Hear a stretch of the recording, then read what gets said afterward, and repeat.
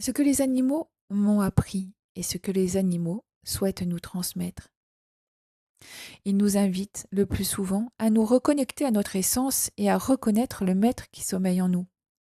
Au-delà de nos racines, de notre appartenance à une famille, une religion, un groupe, un pays, un règne, un personnage, un ego, nous sommes les enfants de la source, appelés à rayonner et reconquérir notre légitimité en tant qu'être divin. Retrouver notre place dans ce monde en nous dévoilant et en prenant conscience de notre reliance à quelque chose de beaucoup plus vaste.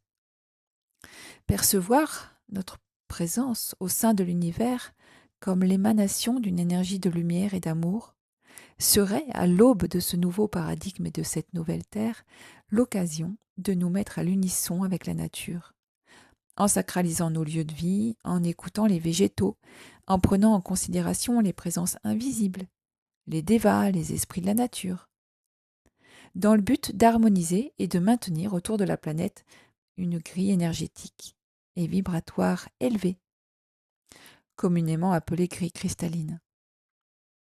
En acceptant l'idée qu'il nous est possible de co-créer avec tout cela, nous devons simplement nous autoriser à faire fonctionner nos différents canaux extrasensoriels pour profiter d'une relation privilégiée avec notre environnement. Nous pouvons interagir avec le vivant sous toutes les formes que ce soit.